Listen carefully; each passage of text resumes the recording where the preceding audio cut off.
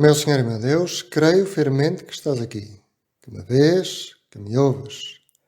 Adoro-te com profunda reverência. Peço perdão dos meus pecados e graça para fazer com fruto este tempo de oração. Minha Mãe Imaculada, São José, meu Pai e Senhor, anjo da minha guarda, intercedei por mim. Ontem rezamos com o Pai, o Deus que é nosso Pai. Hoje vamos rezar com Maria, nossa Mãe Santa Maria. Não sei se tens acompanhado as notícias da JMJ, se viste que acabam de ser apresentados os santos que vão ser os patronos da JMJ em Lisboa. E quem é que foi escolhida em primeiro lugar?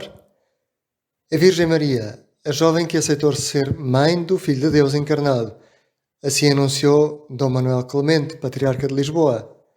Ela que se levantou e foi apressadamente para a montanha ao encontro de sua prima Isabel, levando-lhe Jesus que concebera. Ao ler estas palavras, pensei que hoje era um bom dia para rezarmos com Maria, que é quem mais rapidamente nos leva a Jesus. Rezamos juntos, nestes 10 minutos, com Jesus, muitas pessoas. Por isso, se tens intenções de oração, não deixes de as levantar ao céu, para que todos, unidos a Maria, rezemos uns pelos outros e para louvarmos o Senhor. Somos uma família grande nestes 10 minutos e por isso hoje queremos falar contigo, Maria. Queremos rezar contigo, Mãe do Céu, porque és tu quem mais rapidamente nos levas a Jesus. E queria contar-te uma história de duas pessoas, um casal dos Estados Unidos, a quem Maria ajudou a converterem-se. Tal como aconteceu a um deles, os dois, pode ser que a pessoa com quem tu namoras, estás casado, ou de quem és amigo, está longe de acreditar aquilo que tu acreditas. E às vezes pode faltar a esperança e pecamos se deixamos de rezar por eles. Scott e Kimberly são um casal com um filho. Os dois têm 26 anos e são presbiterianos. Conheceram-se numa festa do primeiro ano da universidade. Kimberly estudava comunicação e mais tarde fez um mestrado em teologia protestante, tal como Scott, que fez inclusivamente o doutoramento e acabou por dar aulas na universidade. Casaram-se e tudo parecia correr muito bem, até ao dia em que Scott pede para ser admitido na Igreja Católica. Eu procurava ajustar-me à nova vida do Scott como católico, escreve Kimberly. Na semana a seguir à Páscoa, dirigiu um estudo bíblico em nossa casa, a que eu também assisti. Quando pediram a um jovem que rezasse uma oração para começar, imediatamente recitou a Ave Maria. Saí da sala agoniada. Caí de joelhos no quarto e chorei amargamente. Como se atrevera a pronunciar essas palavras em minha casa, esfregando com sal as minhas feridas, ainda abertas pela conversão do Scott? O Scott transferiu rapidamente o estudo bíblico para fora da nossa casa, gesto pela qual lhe fiquei muito agradecida. Habitualmente o Scott guardava os objetos religiosos, terços, escapulários e imagens no escritório, mas às vezes encontrava-os em cima da cômoda. Comecei a notar em mim certos ciúmes em relação a Maria, similares aos que, como tinha ouvido, os homens sentiam em relação a Jesus quando as suas mulheres se tornavam cristãs. Eu estava em clara desvantagem. Supostamente ela era pura, amável, uma companhia maravilhosa, gentil, compassiva. Em contraste, eu não tinha a mesma amabilidade com o Scott. Quando ele saía para dar uma volta, sabia que era para rezar o terço a Maria. Agradecia-lhe que não o rezasse na minha frente, mas sentia ciúmes de que pudesse dedicar tempo a passear e a falar amenamente com ela, e parecesse não ter tempo para fazer o mesmo comigo. Enquanto Scott reza, Kimberly sente-se só dentro da casa. Tudo o que lhe acontece só lhe fala de ruptura, de quebra, de divórcio. Mas Scott, apesar de agora ser católico, não parece querer abandoná-la. Ela sente-se agradecida por ele continuar a amar. No entanto, sofre tanto. Por ela, pela família, mas também por Scott. E chora e revolta-se ainda mais contra os católicos e contra Maria. Esta passagem do capítulo 3 das Lamentações expressa bem a agonia do meu coração e a minha luta para recuperar a esperança no Senhor. Cravou nos meus rins as flechas da sua aljava, quebrou-me os dentes com uma pedra e mergulhou-me na cinza. A paz foi desterrada da minha alma. Já nem sei o que é a felicidade. É neste momento de aspereza interior que decido romper todo o diálogo sobre a fé com Scott, que a animava a estudarem a Bíblia em conjunto. Passam 5 anos. Kimberly permanece uma mãe dedicada, uma esposa fiel, mas pouco ou nada comunicativa. 5 anos de tristeza, de provação, de distância, explica ela no livro. Todos os caminhos vão dar a Roma. Mas Scott continua a amá-la loucamente e não dá provas de infidelidade. E é então que Kimberly decide aceitar conversar com o marido. Voltam a sentar-se e a estudar juntos e a discutir como teólogos apaixonados que eram. Estas e outras discussões deram-me muito que pensar. Começou a surgir um dilema agora que me sentia atraída pela Igreja Católica. O que ia fazer com toda a amargura e feios sentimentos que acumulara contra ela? E o inesperado acontece. Kimberly vai falar com o Senhor em oração e sente que Jesus lhe diz: deves ver em mim detrás de tudo isto. Culpaste o Scott e culpaste a Igreja Católica, mas tens que entender que sou eu que estou detrás de tudo isto e posso assumir a tua mágoa.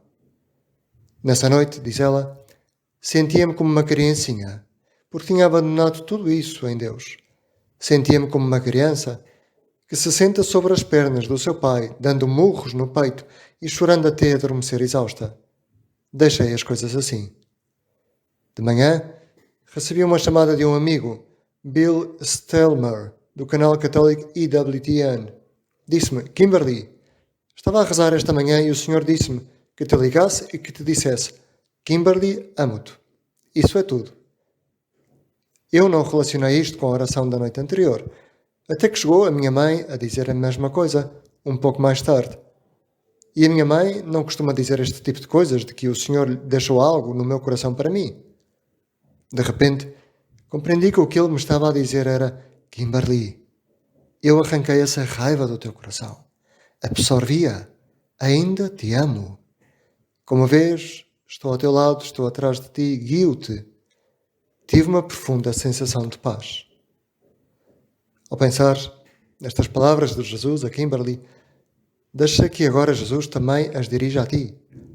Pode ser que estejas a passar um momento difícil no namoro, no casamento, na tua fé. Atrás das dúvidas, das inseguranças, pode andar o demónio, aquele que divide. Mas está sempre Deus que une, que nos acompanha em silêncio. As resistências da Kimberly tinham cedido, mas Maria ainda estava do lado de fora do seu coração. Até que um dia comentou isso a um amigo católico e que lhe respondeu que lesse o capítulo 12 do Apocalipse. Lê o versículo 17, disse-lhe: Furioso contra a mulher, o dragão foi fazer a guerra ao resto dos seus filhos, os quais guardam os mandamentos de Deus e dão testemunho de Jesus. Fiquei perplexa, continua Kimberly. Como podia ter omitido esta passagem no meu estudo sobre Maria? Tinha que admitir. Suponho que significa que eu dou testemunho de Jesus e guardo os seus mandamentos. Então, espiritualmente ela é a minha mãe. Caramba! Maria é uma donzela guerreira que combate por meio da sua maternidade. Sentia-me identificada com isso. Esta passagem ajudava a compreender por que razão, ao pé da cruz, quando estava em plena agonia, Jesus viu a sua mãe e o discípulo que amava e disse à sua mãe: Mulher, eis aí o teu filho. Depois disse ao discípulo: Eis aí a tua mãe. E a partir daquele momento o discípulo recebeu-a em casa. Baseando-se nesta passagem, a Igreja Católica ensina que a oferta que o Senhor fez de Maria ao discípulo amado era uma prefiguração desse mesmo dom de Maria a todos os seus discípulos amados. Eu era uma discípula amada. Como João, também tinha que a receber em minha casa como minha mãe? Em vez de ver Maria como um tremendo obstáculo para mim, começava a vê-la como um presente precioso do Senhor. Alguém que me amava, que me cuidava e rezava por mim com o coração de mãe. Já não era uma doutrina que havia que entender, mas uma pessoa a quem abraçar com todo o coração. Depois disto, a paz, a alegria, regressa finalmente à casa dos Anne. Foram dias e meses em que Kimberly e Scott se abraçavam entre lágrimas, depois de rezarem juntos aquilo que antes tinham que esconder um ao outro. Rezavam juntos o terço. E agora sentem-se abençoados como filhos de Maria. A própria Kimberly resume para terminar esta mudança: o meu coração está cheio de bondade do Senhor e dessa alegria da minha salvação, que durante 5 anos queria sentir e não conseguia. Creio que poderia resumir tudo em 3 frases: unidade restaurada, apostolado renovado e família revigorada.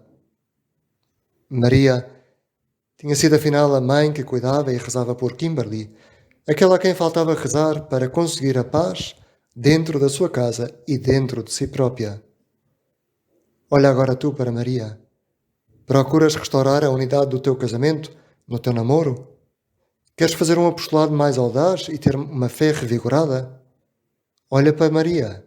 Reza a Maria. Sê fiel como Scott, sê fiel como Kimberly, e que Jesus te abençoe como fez a esta casa, dando-lhes a conhecer a sua mãe, a Mãe Maria.